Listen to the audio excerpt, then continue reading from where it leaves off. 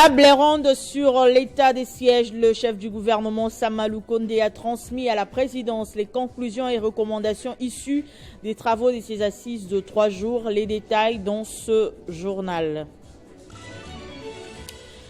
Arrestation du journaliste Peter Tiani, le président de l'UNPC. Kinshasa, Jean-Marie Kassamba appelle toute la presse à une grande solidarité à l'égard de leurs confrères journalistes ainsi qu'à l'observation et l'application stricte du code éthique et déontologie professionnelle qui doit être bréviaire au quotidien.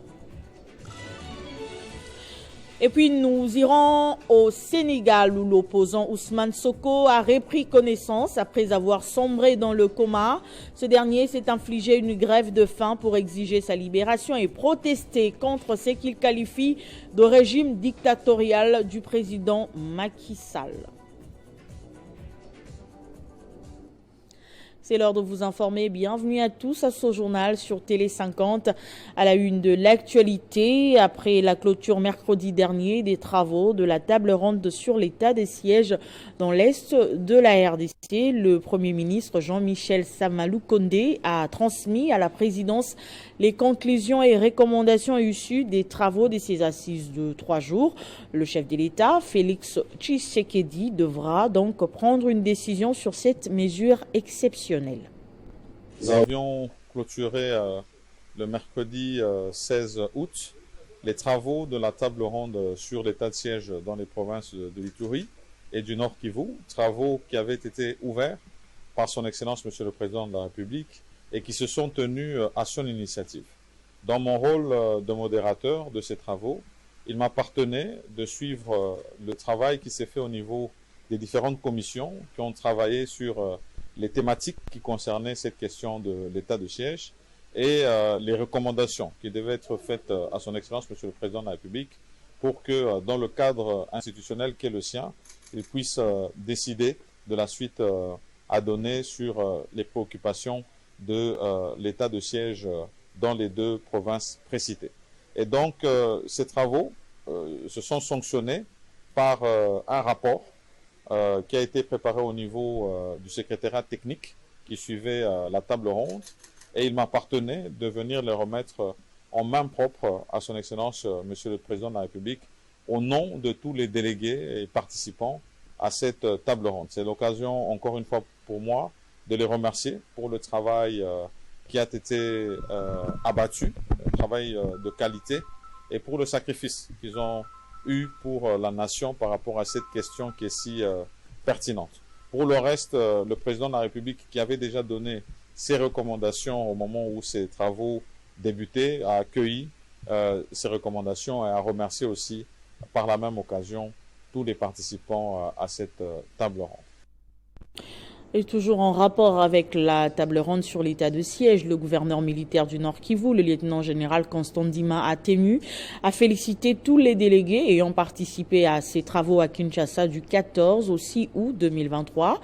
Ces assises, il faut le souligner, étaient organisées à l'initiative du chef de l'État, Félix Tshisekedi, dans le but de discuter de l'évaluation de la situation sécuritaire dans la région. Suivez le lieutenant-colonel Guillaume Djike, porte-parole du gouverneur du Nord Kivu, dans ses propos recueillis par Nathan Diamouete. Son Excellence, Monsieur le gouverneur militaire de province et commandant des opérations, félicite, à travers leur contribution, tous les délégués aux assises de la table ronde sur l'état des sièges qui vient d'avoir lieu à Kinshasa du 14 au 16 août 2023 sur initiative de son Excellence Félix Antoine Tshisekedi Tshilombo, Président de la République, chef de l'État, commandant suprême des forces armées et de la police nationale congolaise. L'objectif final de ces assises étant une paix efficace et durable en province du Nord Kivu. L'apport de tout un chacun permettra d'alimenter la réflexion du président de la République sur la décision à prendre afin de répondre efficacement à la situation sécuritaire de notre province qui, du moins, reste volatile en dépit des résultats probants jusque-là obtenus. Cependant, il fustige des actes d'intimidation et d'instrumentalisation à travers les réseaux sociaux d'une certaine couche de la population contre certains délégués ayant émis des idées divergentes, ce qui ne reflète pas l'esprit démocratique qui a caractérisé les dites assises. Autre chose à présent, réunion des diplomates des pays membres de la conférence internationale sur la région de Grand Lac accrédités en RDC. Ils ont échangé autour de la situation sécuritaire dans l'est de la RDC, justement. C'est la présidente en exercice du Forum de Parlement de la CIRGL, Gemma Nounou, qui a conduit ces travaux. Images et commentaires. Au bout de quelques heures d'échange, les diplomates des pays membres de la conférence internationale sur la région des Grands Lacs, accrédités en RDC, ont harmonisé leur vue sur la situation sécuritaire dans l'est du pays. Pour y arriver, ils ont évalué les processus de Nairobi et la feuille de route de Luanda et autres mécanismes mis en place pour mettre fin à l'insécurité dans cette partie de la RDC. La réunion est présidée par la présidente en exercice du Forum des parlements de la CIRGL, Gemma Nounou, speaker de l'Assemblée nationale du Sud-Soudan. Face à la persistance de l'insécurité, cette plateforme parlementaire de la sous-région préconise les solutions concertées. Ce que nous avons fait, on a parlé aux ambassadeurs qu'ils doivent donner une bonne position à leur capitale, dans les capitales de leurs pays respectifs. Avec le personnel du secrétariat général du Forum des parlements de la conférence de la région de Grand Lac, la présidente en exercice de cette plateforme parlementaire a évalué les activités déployées par le personnel de l'organe exécutif du FPCIRGL. À son actif des missions sur les questions sécuritaires et humanitaires dans la région, la présidente Gemma Nounou s'est dit éclairée afin d'apporter sa pierre à l'édifice. Mon intervention, ce serait de trouver des solutions par rapport aux problèmes qui affectent les parties qui ont des difficultés, notamment la partie est de la RDC, mais aussi de soutenir les processus qui sont en cours. À cela s'ajoutent les encouragements au staff dirigé par le secrétaire général Onyongo Kakoba pour le travail abattu. La présidence du forum étant rotative, Gemma Nounou va céder son fauteuil à une femme numéro 1 de l'Assemblée nationale de la Zambie en mars 2024. Et puis, de son côté, le président de la CENI, Denis Kadima, a effectué une visite de l'entrepôt encore en chantier situé à Kingabwa, où sera stocké l'ensemble d'équipements constituant la logistique de la centrale électorale. Une descente qui a permis au numéro 1 de la centrale électorale d'apprécier à juste titre l'exécution des travaux entrepris.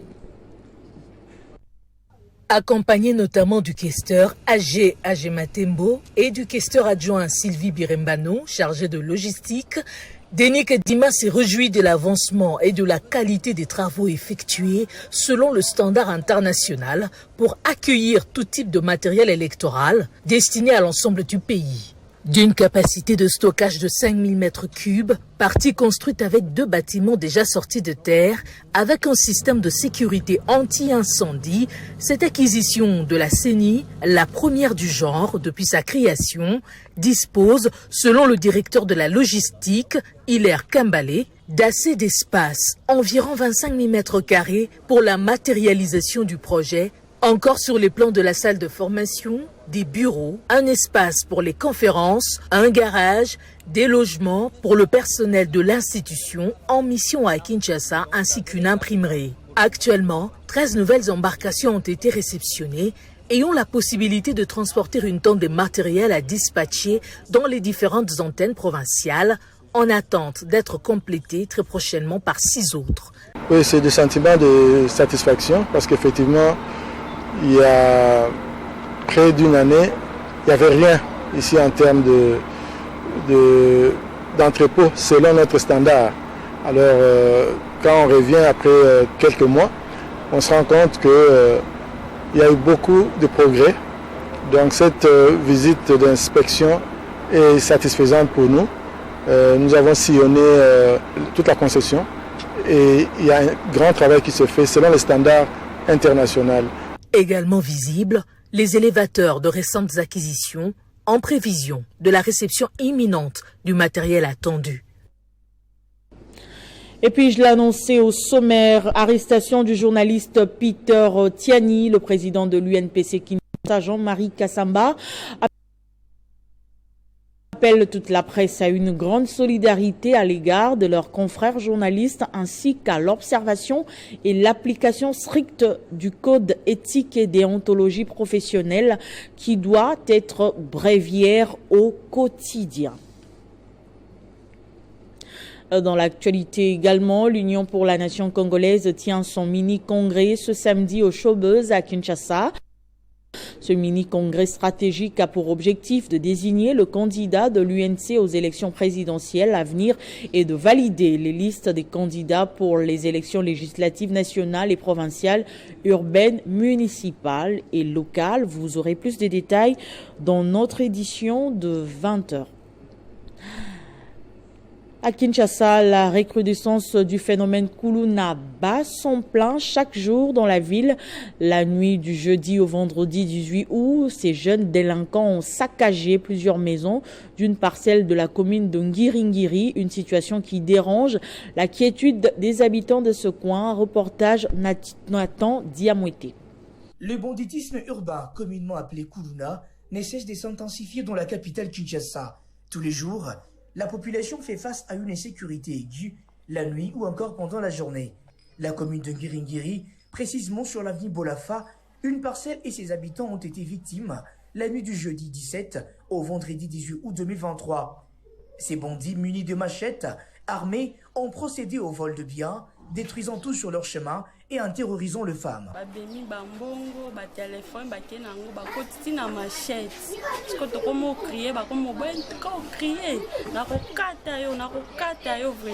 Les banditismes à Kinshasa faisant la norme, inquiétant les habitants, ce dernier ne cesse de décrier la situation mais n'ont jamais retrouvé gain de cause. Donc Fati a renforcé surtout sécurité zate. Et bon na kidnapper comme na Kinshasa. So siko ba kidnapper ki mutu moko ba kenaye to ngato suka wapi. À en croire la police, il y a difficulté de mener les interventions car le milieu semble désenclavé. Abandonnés à leur triste sort, les habitants de ce coin de la capitale demandent à l'État de prendre la situation à bras-le-corps. Au Congo central, cette province a enregistré 6 morts dans un accident de circulation routière à Mbanza-Ngungu. Il est survenu hier vendredi sur la route nationale numéro 1 entre Kinshasa et Matadi, près du péage de Lukula. Des blessés sont également signalés. Plusieurs sources renseignent que l'accident a été causé par la somnolence du chauffeur du camion poids lourd qui aurait fini sa course en heurtant une voiture. Et puis une vive tension a été observée dernièrement à la cité Lupia, dans la province de La Chopo. La population de ce coin s'insurge contre l'exécution d'une décision judiciaire qui autorise la démolition des maisons et écoles. Informé, le vice-gouverneur de cette province suspend cette décision et rassure la population. Les maisons d'habitation complètement démolies, complexe scolaire Mouzema vandalisé, plusieurs blessés et autres biens de valeur pillés et emportés. C'est le bilan de l'exécution d'une décision judiciaire à la cité Lupia dans la commune de Kabondo. Les habitants de cette partie de la ville s'insurgent contre cette décision judiciaire et sollicitent l'implication des autorités compétentes. Nous avons besoin que l'intervention du gouvernement et sunga ba victime nyonso oyo bazana frappé na baka oyo. Leo twende wapi na bayatima wenye tuko nabo ni leta muko naona ama hamuone hii maneno. Aussitôt informé, le vice-gouverneur de la province de la Chopo, à la tête du comité provincial de sécurité, est descendu sur le lieu pour s'enquérir de la situation. Paul Lendongolia constate les dégâts et appelle la population au calme. L'autorité provinciale rassure les victimes de son implication sur le dossier et décide de surseoir cette décision judiciaire en attendant d'autres dispositions idoines. Et nous, comme gouvernement provincial, nous allons nous impliquer pour qu'il y ait la paix et l'ordre public. Que personne ne fasse encore de désordre, que la circulation soit libérée, que tout le monde vague dans ses occupations. Et c'est vraiment désolant. Désolant. Personne ne peut se rebeller aux décisions judiciaires, mais ça doit respecter la procédure. Et dans tout ce que nous faisons, il faut qu'il y ait humanisme. À noter qu'une accalmie s'observe déjà à la cité Lupia, juste après les passages de l'autorité provinciale, et les éléments de la PNC sont instruits pour assurer la sécurité de cette partie de la commune de Kabondo. Et puis Mathieu Teba, notable de la commune de Lantsele, s'est fait accompagner vendredi par sa base de cette municipalité qui, après avoir cotisé et payé sa caution d'1 million de francs congolais pour la députation provinciale et 300 000 francs congolais pour l'élection municipale, en véritable chef de terre, il a été porté sur un chipoy comme un chef traditionnel. Regardez. Ils sont déterminés à l'accompagner dans ces combats, la population de la commune de Lantsele, mobilisée tous azimuts pour accompagner leur notable Mathieu Teba en vue du dépôt de sa candidature à la députation provinciale et à l'élection municipale.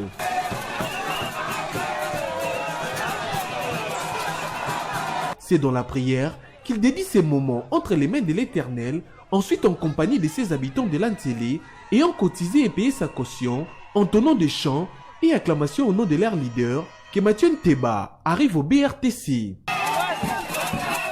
Formalité remplie, Mathieu Teba s'exprime. Je dis merci.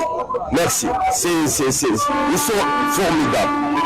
Ils acceptent de connaître le cadeau de ménagère, le revenu, mais ils ont accepté de contribuer 1,3 million, dont 1 million pour la provinciale et 300 pour le municipal. Ils sont formidables. Qu'est-ce que je peux leur dire à part merci? Merci.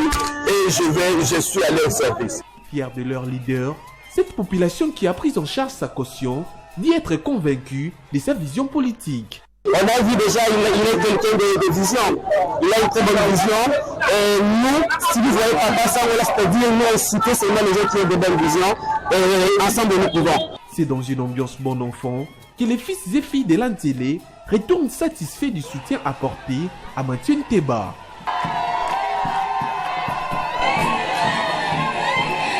L'actualité en dehors de nos frontières nous emmène au Sénégal où l'opposant Ousmane Sonko a repris connaissance après avoir été admis au service de réanimation le jeudi dernier. Ce dernier donc s'est infligé la grève de faim depuis son incarcération le 31 juillet pour exiger sa libération. Malgré son état de santé, Ousmane Sonko compte reprendre sa grève de faim pour réclamer sa libération. C'était l'essentiel de l'actualité. Place au rappel de titres.